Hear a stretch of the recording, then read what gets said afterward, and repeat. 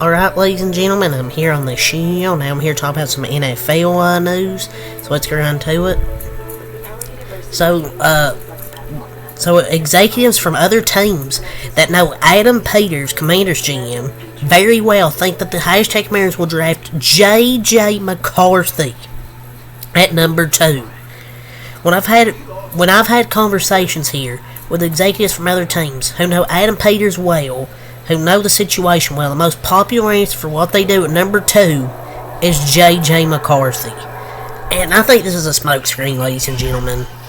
There is no way J.J. McCarthy is number 2. If he went number 2, that would be the worst draft pick of all time. I don't view this guy as a first-round pick. He's not really accurate.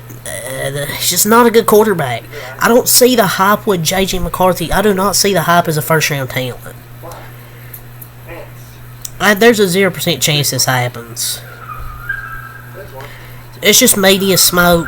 I don't think this is going to happen, because you do not draft J.J. McCarthy over Drake May, Jaden Daniels. You don't.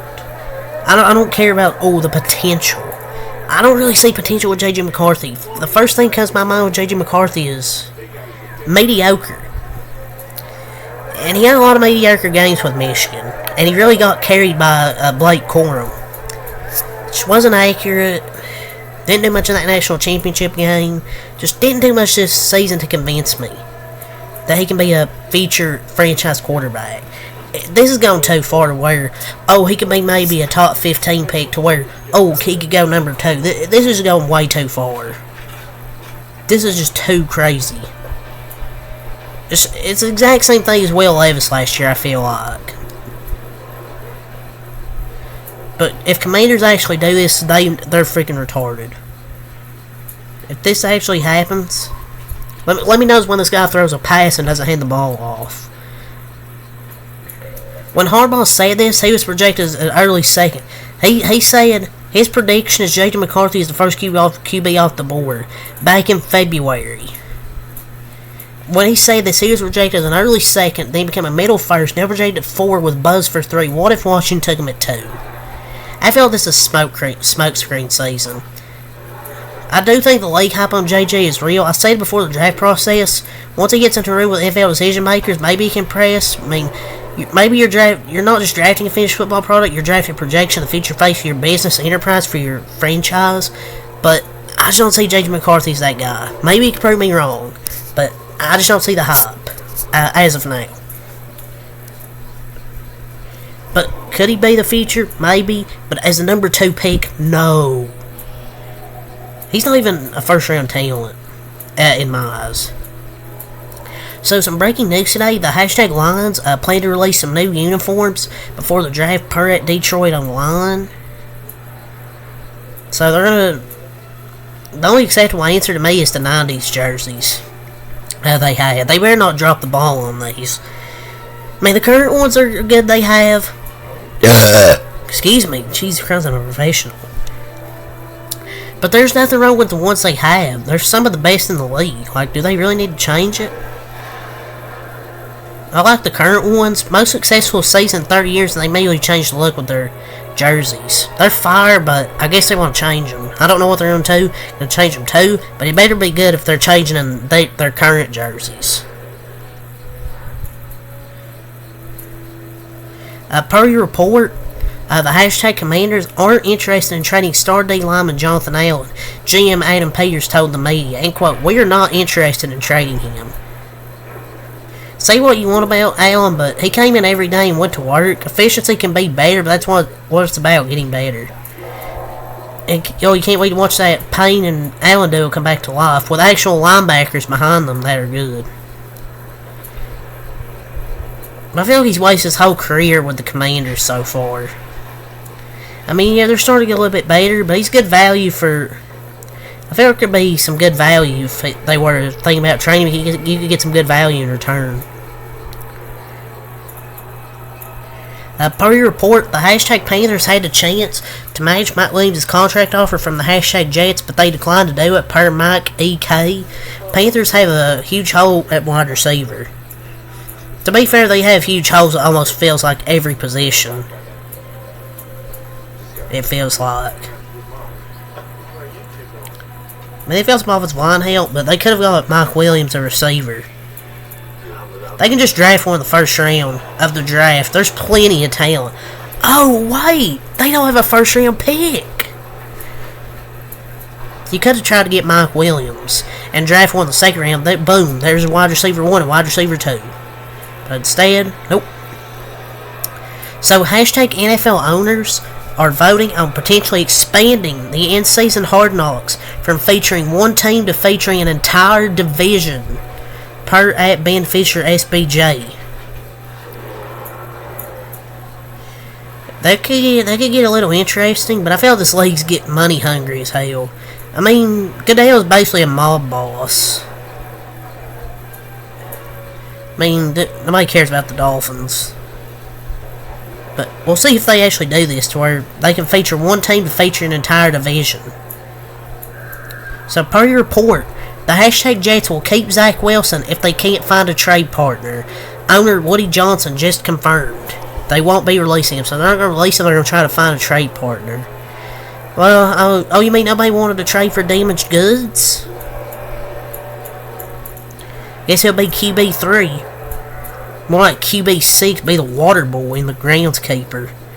Nobody's going to trade for Zach Wilson. Come on. He's not going to get freaking traded. You should be released. I mean, this is basic negotiations, but come on, if nobody's going to trade for Zach fucking Wilson. Just release him. So Mike Tomlin sounds fired up to have Justin Fields on the hashtag Steelers. And quote, there's a lot of meat left on that bone. He just oozes talent and potential. Quote, a lot of meat. He just oozes. No Diddy, Mike Tomlin. Coach. Pause. Such a dynamic quarterback room over there. This might be in the Hall of Fame of questionable comments. Pause. I don't know about Justin Fields. Giants owner John Mayer said it made him sick seeing Saquon Barkley go to the hashtag Eagles. He chose to pay DJ over arguably one of the best running backs in the league. You paid Daniel Jones a few years ago instead of paying Saquon, excuse me. So, breaking, the hashtag NFL has approved a new rule that allows a team to make a third challenge if they are successful on one of their first 2 challenges. Jeez.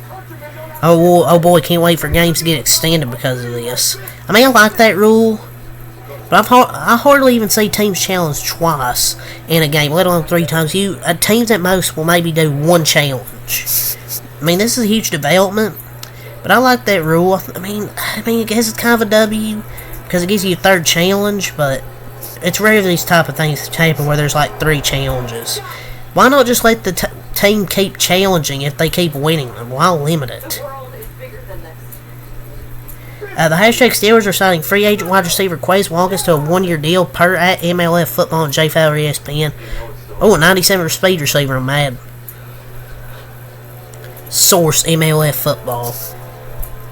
Rumors. The hashtag Broncos had a private meeting with Michigan quarterback J.J. McCarthy that lasted between 4 to 5 hours per Zach Stevens' DMVR. It seems like a legitimate possibility the Broncos try to trade up this year for McCarthy. So the Broncos do need a quarterback, but that's not the quarterback I would take if I'm Denver.